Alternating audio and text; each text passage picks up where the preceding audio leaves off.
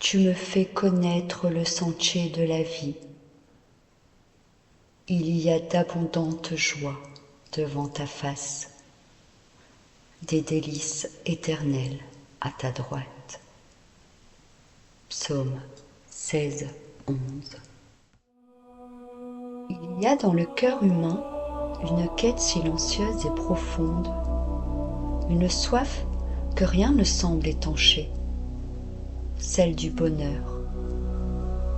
On le cherche dans la réussite, dans l'amour humain, dans les possessions, dans les voyages, dans les mille détours de la vie.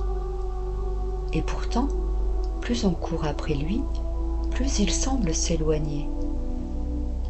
Le monde a tant à offrir, et pourtant il donne si peu. Il promet le bonheur dans les choses éphémères, une image parfaite, une carrière brillante, une sécurité matérielle, une reconnaissance sans faille.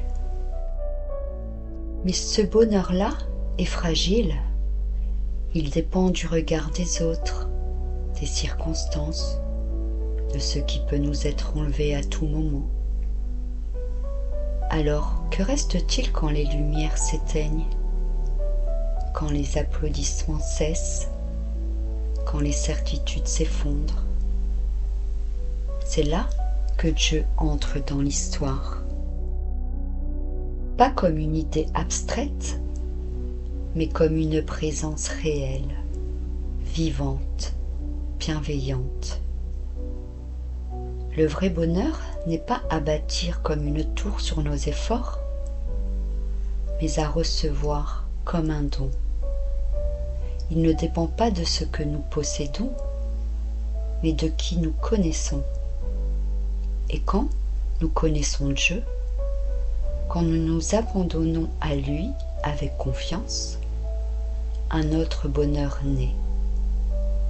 Un bonheur qui ne fait pas de bruit, mais qui apaise. Ce bonheur ne fuit pas la souffrance, mais il la traverse. Il ne nie pas les larmes, mais il les recueille. Il ne repose pas sur des choses visibles, mais sur une certitude invisible, celle d'être aimé, pleinement, profondément, éternellement. Le bonheur avec Dieu, ce n'est pas une promesse de confort permanent, c'est la promesse d'une paix qui tient, même au milieu de la tempête. C'est cette lumière qui ne s'éteint pas, même quand tout s'assombrit autour. C'est la joie profonde de savoir que ta vie a un sens, un but, un chemin, même si tu ne vois pas encore tout le dessin. Il ne s'agit pas de tout comprendre, il s'agit de faire confiance, de marcher, pas à pas, sans tout voir, mais en sachant que celui qui te guide voit tout. Et c'est dans cette confiance que se cache une joie plus grande que toutes les joies du monde, celle d'être exactement là où Dieu te veut. Peut-être aujourd'hui ton cœur est lourd, peut-être tu doutes, peut-être tu cherches encore, mais si tu fais silence, si tu t'arrêtes juste un instant, tu entendras peut-être cette voix douce, discrète mais sûre, qui murmure « Je suis là, et avec moi, tu peux tout traverser. » Le bonheur ne se trouve pas au bout d'un rêve parfait, il se trouve dans l'instant où tu décides de t'abandonner entre les mains de celui qui t'a créé. Il commence quand tu cesses de tout contrôler et que tu laisses Dieu être ton guide.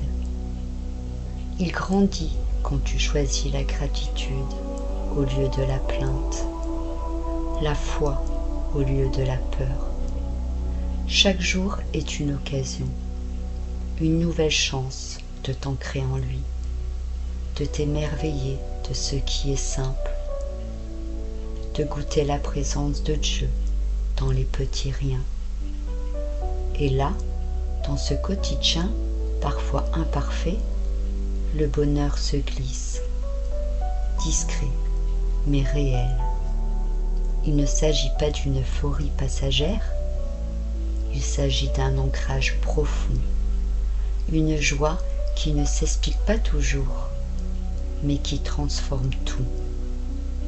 Alors aujourd'hui, ne cherche pas plus loin. Le bonheur est déjà là, près de toi, dans un regard sincère, dans un souffle calme, dans une prière murmurée, dans la certitude que Dieu t'aime, te porte, te conduit.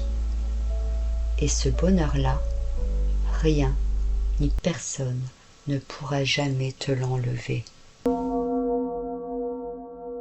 Et pour conclure, voici un petit proverbe à méditer, comme un souffle d'espérance. Celui qui cherche le bonheur le fuit, celui qui l'accueille le reçoit.